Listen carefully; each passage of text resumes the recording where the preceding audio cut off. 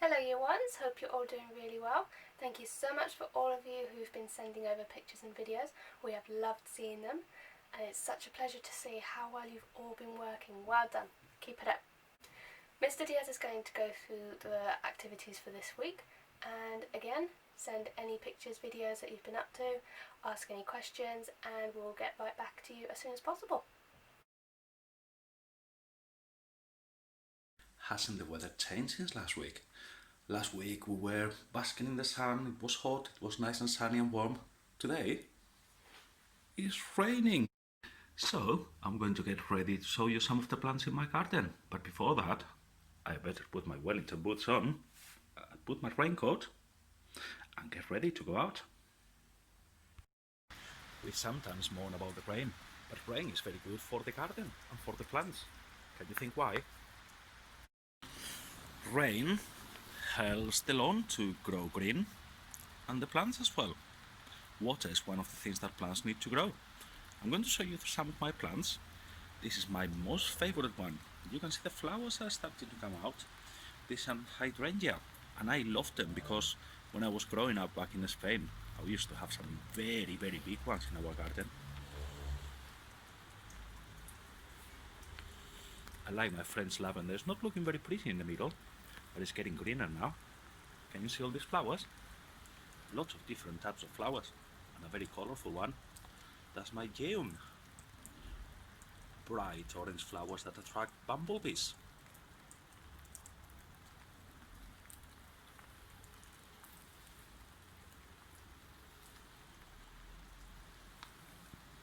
And on this side, in some pots, I've got some of my vegetables. This is a chickpea plant. And you can see in there, can you see that green chickpea in there? That's my bean plant. It's not growing very pretty, but it is. And I've got in here some tomato plants. And they've just grown from a very tiny seed. I will show you later. These are two more tomato plants. They are growing very big. And this one is a bit smaller. But there's some chilies. It's going to grow some small peppers. Hopefully, in a few weeks' time, we'll be able to enjoy them. You might want to try growing your own plant at home. To begin with, all you need is a bit of cotton wool. You'll need some seeds of any type. In this case, I've got some brown lentils, but you can get a tomato seed, you can get a pepper seed, you can even get an apple seed from the middle of the apple. It doesn't matter, it can be with anything. You don't even need compost to begin with, because what we are going to do is try to germinate the seed. All we need is a clear pot, a clear container, a clear glass will do, and it is ideal because that way you will be able to see how the roots start growing. Let me show you. First, I'm going to put some of this cotton wool inside my glass. Just like that. I'm going to soak it, I'm going to make it wet.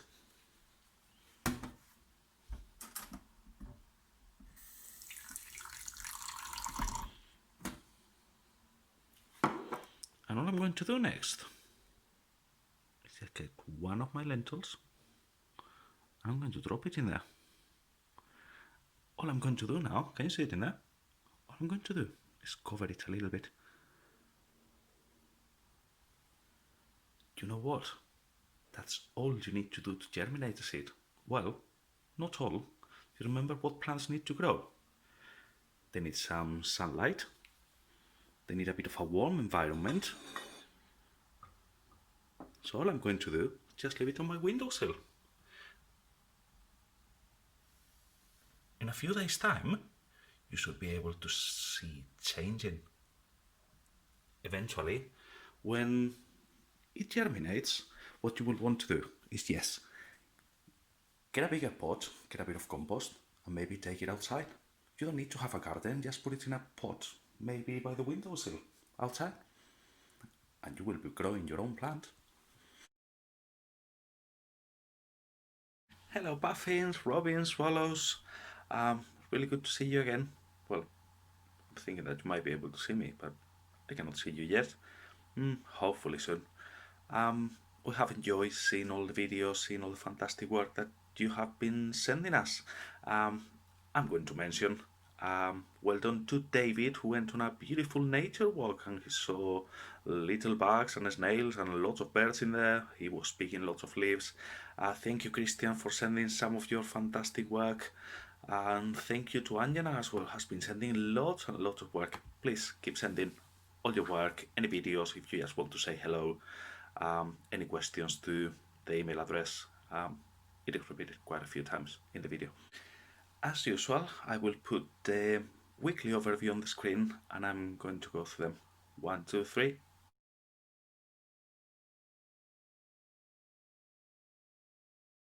You may have guessed from the videos that this week's activities are all around plants and growing them. We suggest you start with science. We are revisiting plants. It's something we did in a previous term in spring 1, I believe. Look at their parts and functions, their needs and the life cycle. In the resources there are 3 different activities for you to complete. Have you ever planted a seed? In this week's video we will explain a very easy way of germinating, that's to grow a seed. Have a look also at the link that is in there because it will tell you everything you need to know about plants. There are 2 different activities in the English section. The first one is to create a simple set of instructions on how to grow a plant. You can look at the video that Mr. Diaz recorded earlier. He showed you what you need and what is the process of doing it. When we're writing a set of instructions, remember to use the correct layout, numbering each step and using some time openers. First, then, after, finally. There is a template in the resources. You can choose one of the 3 alternatives that there is, the one you find yourself more comfortable with. We have also included a phonics activity for you to practice your segmenting and blending. There are some worksheets in there. Choose one that is a bit challenging for you. And don't forget to access phonicsplay.co.uk. It's still free to access it at the moment, and you have in there all the resources, all the phase 2, 3, 4, 5 sounds, and all the tricky words that we want you to learn. Use them in your writing as well, please. There is a reading comprehension activity, which is, of course, based around the life cycle of sunflowers. Choose the one you feel more comfortable with and try to answer the questions. You may start with the easiest ones and then see if you can challenge yourself by doing up to the 3rd one. Maths this week we will be looking at money. What do you use money for? Why do you think it is important to know about coins and their values? You need to be familiar with the coins we use. Look at the shape, the color, the size, they are all different, and learn to identify them. There's a cat and stick activity for you to order the coins by value. Remember, this is very important, that when we are working with money, what matters is the total value, it's not the number of coins, because different coins have different value, and you may have 5 1p coins, which at the end of the day have the same value as just 1 5p coin. So try to get an adult to work with you in this. It's quite a tricky concept for children in year 1. Adding the value of coins is the same as adding numbers. So if you have a 5p coin and a 2p coin, all you need is practice your number bonds. 5 and 2 make 7, so a 5p coin and a 2p coin will make a total value of 7p. There is a song for you in there to get moving on with. Mr. Pumpernickel. At the moment you click on the link, you will remember him. This week's study is about understanding how all religions teach to care about and look after the others. We want you to read the short story that is in there, reflect and complete the activity. What can you do to help others when they need it, and how does it make you feel? There's a nice and easy art activity about creating a flower crown using some simple materials. You will need to collect some flowers or leaves from the garden or during one of your walks. Just a bit of card to make the crown, and stick all these materials that you can find in there. Make it look nice, bright and colorful. And in the music section you will find a link to a YouTube song, Love Is All You Need. It's a song that we used to sing in some of the assembly and sometimes in the classroom. Join in with the singing and help spread the message. Love is all. And that's all from me for this week. I really hope to see you soon. Stay safe, and I leave you with Miss Guthrie with yet another lovely story. Bye. So the topic for this week is mostly about growing. So what I thought I'd do is I'd read a story called The Growing Story. A boy and a puppy and some chicks were all very little. Summer was coming. Buds grew on the trees, the grass began to grow. On the side of the barn, flowers began to grow. The little boy said to his mother, "Everything is growing. The grass is growing, the flowers are growing, the trees are growing." He asked her, "Will the chicks grow?" "Of course," his mother replied. He asked her, "Will the puppy grow?" "Of course," his mother replied. He asked her, "Will I grow too?" "Of course you'll grow too," his mother replied. The days grew longer, the nights grew shorter, the grass grew faster, the flowers grew higher, leaves began to grow on the trees. The little boy said to the puppy and the chicks, "We're growing too." The air was growing warmer. The little boy and his mother planted corn seeds on the field. His mother said, "We'll put away your warm woolen clothes. When summer is over, you'll put them on again." They folded up his warm trousers and put them away in a box. They folded up his warm coat and put it away in the box. The little boy climbed on the chair and put the box on the shelf. The corn grew, blossoms grew on the orchard trees, lilacs bloomed on the barn. The chicks grew taller, the puppy grew taller. The little boy said, "You both grew taller." He said to his mother, "They both grew taller. I don't feel taller." He asked her, "Am I growing too?" "Oh yes, of course," his mother replied. The honeysuckle bloomed, the roses bloomed, the corn grew as high as a man. The pears were ripening, the chicks grew still taller again, the puppy grew still taller again. The little boy went alone and sat by the side of the barn. He looked at the grass and the flowers. He looked at the trees and the corn. He looked at the puppy and looked at the chicks. He said, "Everything is still growing. I can see they are growing." He asked, "Can I really be growing too?" Summer was growing to an end. The ripe pears fell.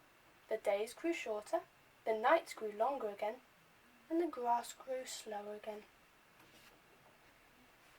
When the leaves grew red and yellow and brown, summer was over. The corn was over. No flowers bloomed on the side of the barn.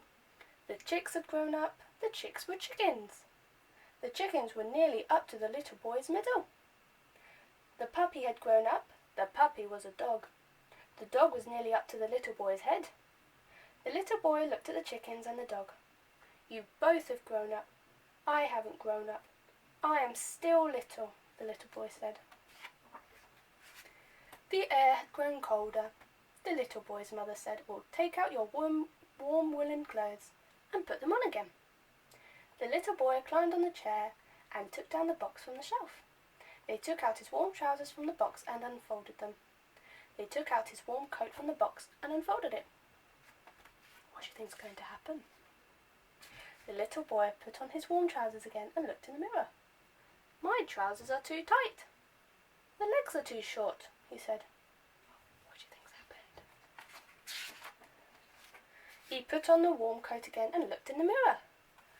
"My coat is too tight. The sleeves are too short," he said. He put on his cap and ran out into the yard. He turned a somersault. He threw his cap in the air. "Hey," the little boy said to the chickens and the dog, "my trousers are too little, and my coat is too little. I'm growing too. Look at him somersault."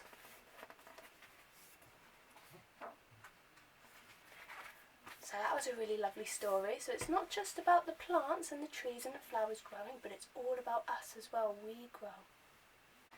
So that's going to be all. If you've got any questions, email us. If you have any of your pictures or videos that you'd like to send us, please send them over. We would love to see them, and we can't wait to see you all very soon.